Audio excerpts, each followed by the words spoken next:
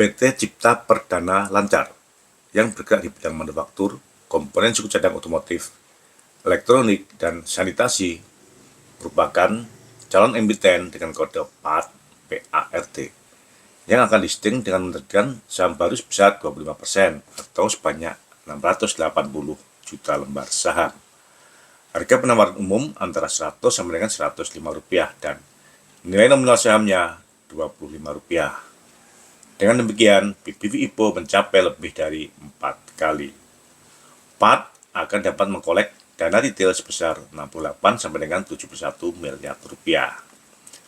PART juga akan mengopel waran dengan perbandingan 1 dibanding dengan 1 atau 620 juta lembar di harga eksekusi antara 105 sampai dengan 110 rupiah atau antara 105 sampai dengan 110% dari harga penawaran umum.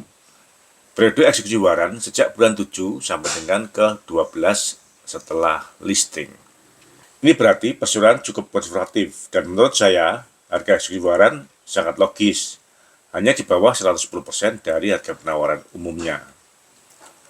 Berapa BBV atau price book value PART?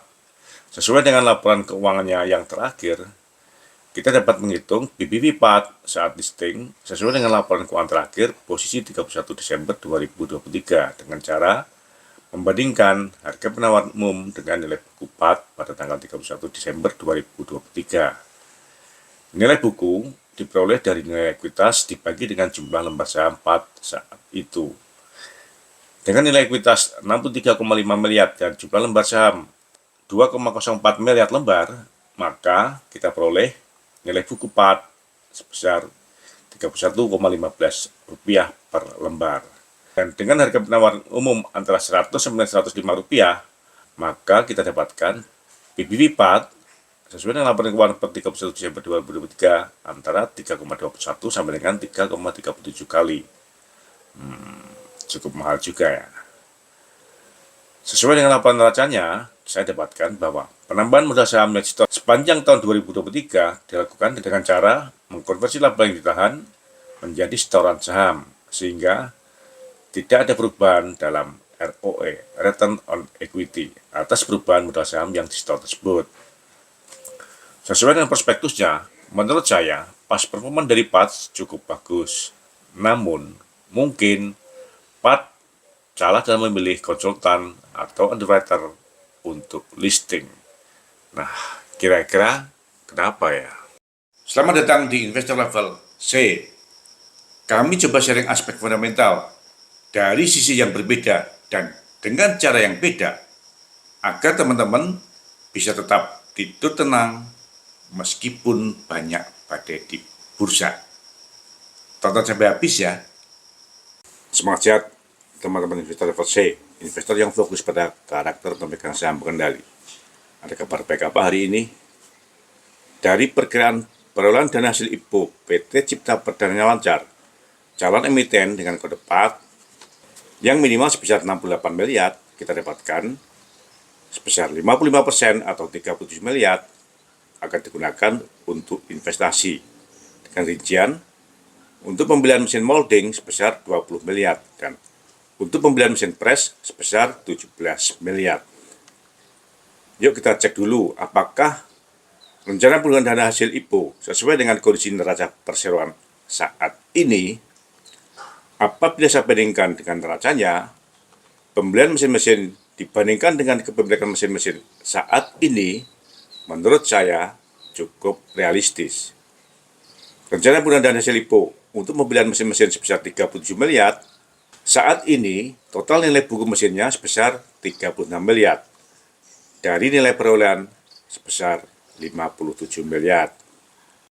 Artinya, perbandingan rencana penggunaan dana hasil IPO untuk membeli mesin-mesin sebesar 104% dibandingkan dengan nilai buku mesin-mesinnya saat ini dan hanya 65% bila dibandingkan dengan nilai perolehan mesin-mesin yang telah ada. Sedangkan untuk modal kerja, menurut perhitungan saya, juga masih sesuai dengan kebutuhan modal kerja dari perseroan yang sebesar 30 miliar. Saat ini, sebagian kebutuhan modal kerja sebesar 10 miliar dipenuhi dari hutang bank. Dengan demikian, setelah IPO nanti, perseroan harusnya dapat mengurangi posisi pinjaman bank untuk modal kerja, sehingga minimal perseroan akan dapat menghemat biaya bunga bank sebesar 9% per tahun. Hal ini dapat kita bandingkan dengan perhitungan kebutuhan modal kerja sesuai dengan laporan keuangannya. Pertumbuhan penjualannya dalam 2 tahun terakhir cukup tinggi, rata-rata di atas 35%. Perseroan mempunyai track cycle rata-rata selama 46 hari, dengan rata-rata umur piutang, umur persediaan, dan umur hutang relatif seimbang, antara 30 sampai dengan 40 hari. Rencana penggunaan hasil eksekusi waran untuk menambah modal kerja juga cukup konservatif, mengingat kemungkinan waran dieksekusi menurut saya relatif rendah, seperti emiten-emiten yang lainnya yang menerbitkan waran. Rata-rata, waran yang berhasil dieksekusi hanya kurang dari 20%. Nah, sesuai dengan susunan pemegang saham dan pengurus, sebelum listing, PAT merupakan perusahaan keluarga yang dimiliki dan diurus oleh suami, istri, dan anak, ditambah dengan satu direktur dari luar keluarga. Kinerjanya menurut saya cukup bagus. Namun, sesuai dengan ketentuan OJK nomor 33 tahun 2014, bab 2, pasal 20 butir 2, maka untuk listing, PAT memerlukan seorang komisaris independen. Komisaris independen adalah komisaris yang diangkat berdasarkan keputusan RUPS dan merupakan pihak yang tidak terafiliasi dengan pemegang saham utama, anggota direksi, dan atau anggota Dewan Komisaris lainnya. Perseroan telah memilih Saudara Basar Sideputar sebagai komisaris independen. Pertanyaannya, apakah sebelum listing, pemegang saham PAT telah mengenal pasar modal dan telah mengenal komisaris independen tersebut? Apakah penunjukan komisaris independen atas saran konsultan, underwriter, dan atau telah disetujui oleh OJK? Sesuai dengan perspektif PAT, Saudara Basar Sideputar saat ini juga menjabat sebagai komisaris independen dari PT Himalaya Energi Perkasa, emiten dengan kode HD. HD listing pada April 2004, dan sejak tahun 2021, laporan keuangannya selalu rugi. Saat ini, HD sedang berada dalam papan pemotongan khusus, dengan harga saham hanya sebesar Rp2. Padahal saat listing, harga penawaran umum HD sebesar Rp210. Basar Sideputar saat ini juga menjabat sebagai komisaris independen PT Sinergi Multi Lestarindo, emiten dengan kode SMLE.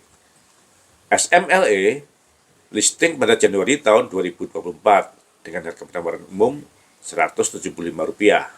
Dan saat ini, tanggal 21 Juni 2024, ditutup di Rp53. Dengan pertimbangan kinerja emiten yang diawasi oleh komisaris independen tersebut, saya menyayangkan mengapa pemegang saham PAT tidak memilih komisaris independen dengan pas performan emiten yang lebih bagus ya. Lalu, apakah komisaris independen tersebut telah memenuhi persyaratan yang ditentukan oleh OJK? POJK nomor 33 tahun 2014 hanya menentukan syarat administratif dalam ketertiban penyampaian laporan kepada OJK. Ukuran kinerja secara kuantitatif hanya apabila kondisi emiten menjadi pilot. Jadi, menurut saya, OJK tidak dapat menolak komisaris independen tersebut, meskipun saat ini Saudara Basar Sideputar juga menjadi komisaris independen dari emiten HD yang sedang mendapat pemantauan khusus dari OJK. Tentu kita berharap dalam kondisi bursa yang semakin memburuk, kondisi direksi dan komisaris yang mengelola emiten dalam pemantauan khusus, menurut saya, perlu dipertimbangkan oleh OJK dalam menyeleksi emiten yang akan listing. Akhirnya, untuk kinerja secara kuantitatif, harus diseleksi sendiri oleh para pemegang saham, termasuk investor retail yang akan membeli saham saat IPO. Apakah menurut teman-teman IPO 4 cukup menarik? Teman-teman jaga kesehatan sambil kita tunggu. Apakah ke depan harga saham 4 akan mampu mempunyai arah yang berlawanan dengan harga saham SMLE dan HD yang mempunyai komisaris independen yang sama. Semangat, sehat. Terima kasih telah menonton. Jangan lupa kasih komen agar channel Investor Level C selalu lebih berkualitas. Dan jangan lupa sharing agar teman-teman lainnya bisa mendapatkan manfaat dari channel Investor Level C. Terima kasih.